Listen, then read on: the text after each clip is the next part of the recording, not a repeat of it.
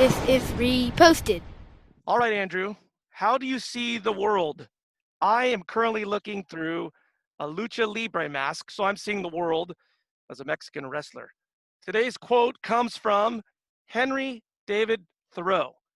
Could a greater miracle take place than for us to look through each other's eyes for an instant? I have lots of masks that I wear while we tape the show, but I'd like to ask you first, have you looked through the eyes of another person recently in life?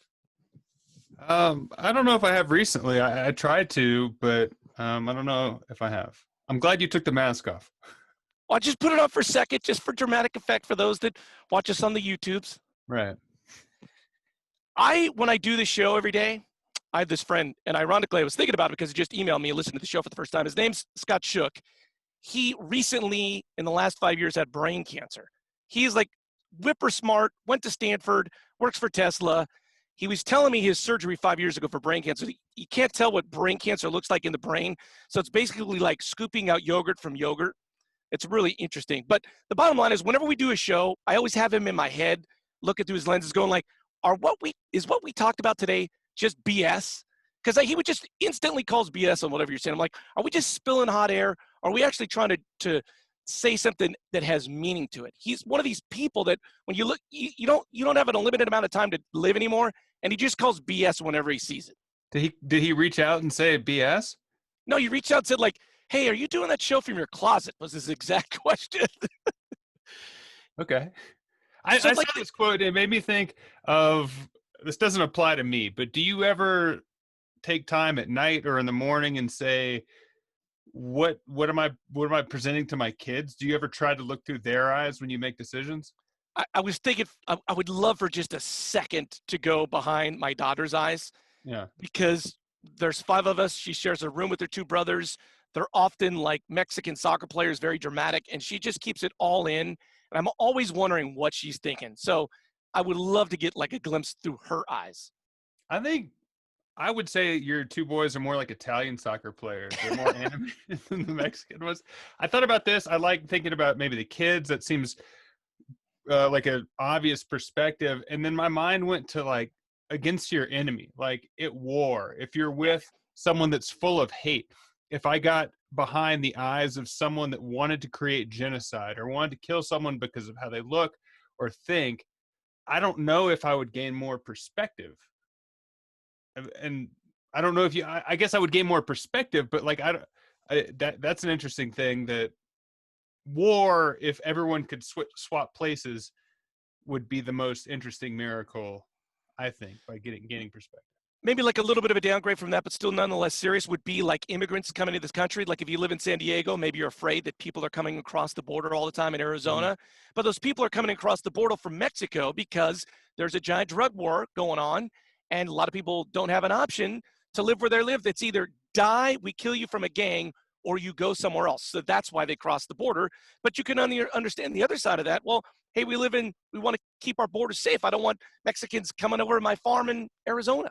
Right. I also had perspective on that. I went to Guyana in the early 2000s on a medical mission trip, and no hyperbole, every single person I met that was from there knew where they were in the process of applying to get into the United States. Like everyone wants to come here. So I mean, putting my perspective behind other people who don't live here or live in the third world, they don't necessarily want to come to the US, but there's a reason and a drive to get out of there. So like if you're close the borders, don't let anyone in, put yourself in their shoes, like would you want to get out? I think the common example is this. You go to a restaurant in the old days when we used to be able to do that, and the waitress is kind of rude to you. Do you immediately, like, I'm just not going to give her any tip, but did you think that she came from home, her son has brain cancer, her husband divorced her? Do you ever say like, man, she might have had a really bad day? I often go to, I'm just not going to tip her, but I think a better person would go try to take a look through her eyes, why she's being rude. Yeah, I think that's the way to do it. I've heard that the thing to do is not stiff them on the tip, is to explain to them how they messed up, or narc on them to their boss. But like trying to shortchange them doesn't teach them a lesson. That's exactly what the waitress needs who's got the kid with brain cancer. She needs someone to narc to their boss. Karen's an interesting one. My wife, she is always late to everything. I say this all the time. And I wonder if people look through her eyes when she rolls up. She's got 3 kids. She had to get them lunches. She had a business appointment. Like, I'm always wondering, do people put themselves and like now give her grace when she's late because they're like, mama 3, of course she's going to be late. I would like to say that I do that. I'd say 9 times out of 10, I think I'm putting myself in, say it's her shoes. I'm like, I just don't care about Andrew's time. I want to teach him a lesson. I always think it's about me, and I know it's not. I think one very shallow, not important application of this is, say you're a batter in a Major League Baseball game. If you could experience the miracle of knowing what pitch was going to be thrown, if you're behind the eyes of Greg Maddux, you can go yard. I think everything in my life boils down to just trying to go yard. Or you could be the Astros and you would actually literally cheat and know what pitch is coming. I thought that's where you're going with this. One of my new lenses, there's a great show on Netflix called Last Chance U. It's basically chronicles a college, a junior college football team. And this last one's from Oakland, Laney College. And these kids that play junior college are like sleeping in their cars, working jobs, going to class. It's really this powerful sort of showing of what people will do to play college football.